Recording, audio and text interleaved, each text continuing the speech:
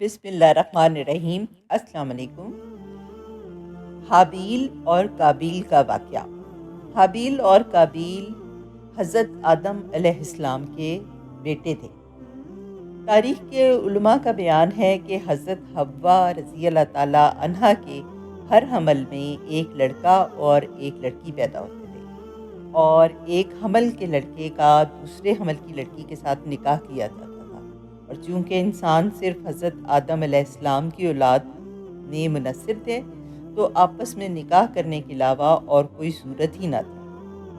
اسی دستور کے مطابق حضرت آدم علیہ السلام نے قابیل کا نکاح لیودا سے جو حابیل کے ساتھ پیدا ہوئی تھی، اور حابیل کا اکلیمہ سے جو قابیل کے ساتھ پیدا ہوئی تھی کرنا چاہا۔ قابیل اس پر راضی نہ ہوا کیونکہ اکلیمہ بہت خوبصورت تھی، اس لیے وہ اس کا طلبگار تھا۔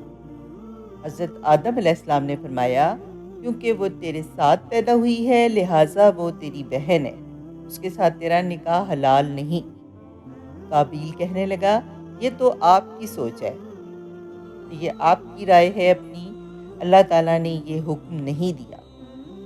حضرت آدم علیہ السلام نے فرمایا، اگر تم یہ سمجھتے ہو کہ تم دونوں قربانیاں لاؤ، جس کی قربانی مقبول ہو جائے وہی اکلیمہ کا حقدار ہے۔ اس زمانے میں جو قربانی مقبول ہوتی تھی، آسمان سے ایک آگ اتر کر اس کو کھا لیا کرتی تھی۔ قابیل نے ایک انبار گندم اور حابیل نے ایک بکری کی قربانی کے لیے پیش کی۔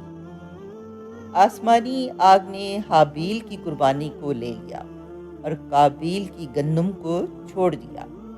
اس پر قابیل کے دل میں بہت بغض و حسد پیدا ہوا، اور جب حضرت آدم علیہ السلام حج کے لیے مکہ مکرمہ تشریف لے گئے تو قابیل نے حابیل سے کہا کہ میں تجھے قتل کر دوں گا۔ حابیل نے کہا، کیوں؟ قابیل نے کہا، اس لیے کہ تیری قربانی مقبول ہوئی ہے اور میری قربانی قبول نہیں ہوئی، اور تو اکلیمہ کا مستحق ٹھہرا، اس میں میری ذلت ہے۔ حابیل نے جواب دیا کہ اللہ تعالیٰ صرف ڈرنے والوں کی قربانی قبول فرماتا ہے۔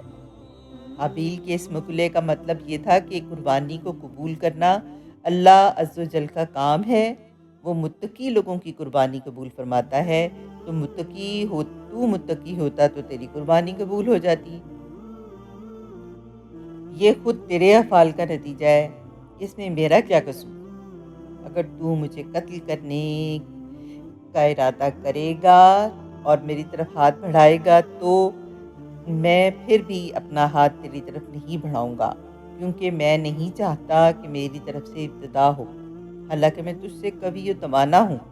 یہ صرف اس لیے کہ میں اللہ عز و جل سے ڈرتا ہوں، اور میں یہ چاہتا ہوں کہ میری یعنی میرے قتل کرنے کا گناہ اور تیری گناہ یعنی جو اس سے پہلے تو نے کیا ہے کہ والد کی نافرمانی کی، حسد کیا اور خدائی فیصلے کو نہ مانا، یہ دونوں قسم کے گناہ تیرے اوپر ہی پڑ جائیں اور تو دوزخی ہو جائے۔ قابیل تمام گفتگو کے بعد بھی حابیل کو قتل کرنے کے ارادے پر ڈٹا رہا، اور اس کے نفس نے اسے اس ارادے میں راضی کر لیا۔ چنانچہ قابیل نے حابیل کو کسی طرح سے قتل کر دیا، لیکن جب وہ قتل کر چکا تو اب وہ پریشان تھا کہ اس لاش کا کیا کرے، کیونکہ اس وقت تک کوئی انسان مرا ہی نہیں تھا۔ مدت تک وہ لاش کو پشت پر لادے پھرتا رہا۔ پھر جب اسے لاش چھپانے کا کوئی طریقہ سمجھ نہ آیا تو اللہ تعالیٰ نے ایک کوا بھیجا جو زمین کو کورید رہا تھا۔ چنانچہ یوں ہوا کہ دو کوے آپس میں لڑے، ان میں سے ایک نے دوسرے کو مار ڈالا، پھر زندہ کوے نے اپنی چونچ اور پنجوں سے زمین کورید کر گڑھا کھودا، اس میں مرے ہوئے کوے کو ڈال دیا اور اوپر سے مٹی ڈال دی۔ یہ دیکھ کر قابیل کو معلوم ہوا کہ مردے کی لاش کو دفن کرنا چاہیے، چنانچہ اس نے زمین کھود کر اپنے بھائی کو دفن کر دیا۔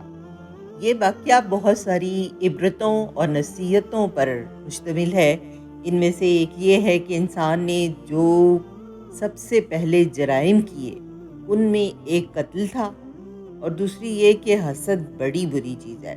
حسد ہی نے شیطان کو برباد کیا تھا اور حسد کی وجہ سے وہ جنت سے نکالا گیا تھا، اور حسد ہی نے دنیا میں قابیل کو تباہ کیا۔ کہا جاتا ہے کہ کیونکہ قابیل نے اس چیز کی ابتدا کی تھی قتل کرنے کی، تو اب دنیا میں جو بھی قتل کرتا ہے اس کی سزا، جس کو جیسے کہتے ہیں نا صدقہ جاریہ ہے، اس کی سزا اس کو بھی اس کے حصے کی ملتی ہے۔